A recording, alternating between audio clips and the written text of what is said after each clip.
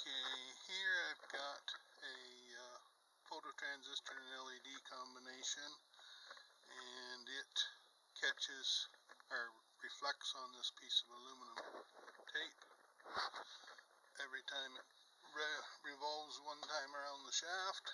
And I've also mounted an accelerometer board here. It's a little circuit board that basically can move or detect vibration back and forth, or movement back and forth, up and down, and this way as well on 3 axes. And I've also hooked up my scope here to the accelerometer board. Basically I'm just measuring the movement in and out type of thing to see how much vibration. And we're going to give it, this is the second shaft and the one that I made, and it appears to be pretty good balance wise the way it is.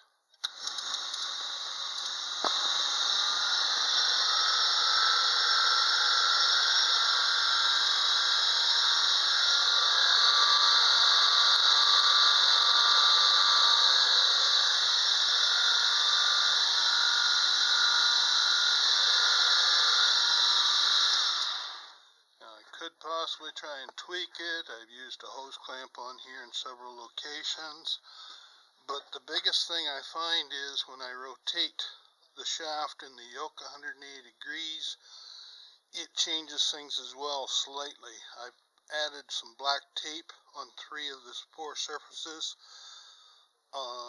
where it slips inside the slip yoke to tighten it up. Still allows me to slide it in. It's snug, but that's what I want. And there's very little movement, so basically I'm balancing the shaft end as opposed to the wobble or amount of movement that I would get there under normal circumstances, the way I've got it set up.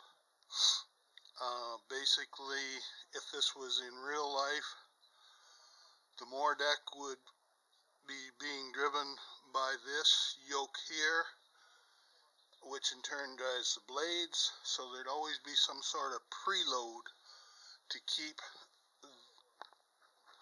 the shaft snug inside the yoke here.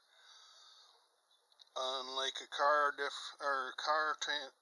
shaft, basically they use like a multi-spline shaft application, and that's what a lot of lawn tractors went to in later life, because there's not nearly as much movement, and as a result the wear is less and also the vibration is less. But in my case I'm stuck with this setup, so that's what we're going with, and I kind of like it. Hopefully in a few seconds here I'll show you what it's like when I spin it by rotating it 180 degrees. As you can see right now, the number 2 is beside the grease fitter.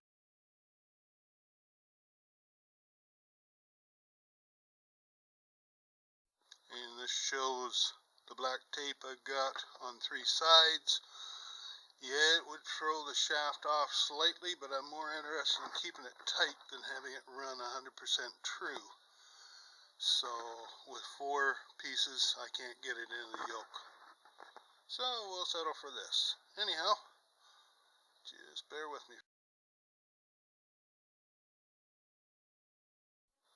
Okay, here we've got the number 2 where the weight was, and number 1 is with the grease fitting, which basically I've rotated the shaft half a turn in the yoke, and we're going to give her a spin.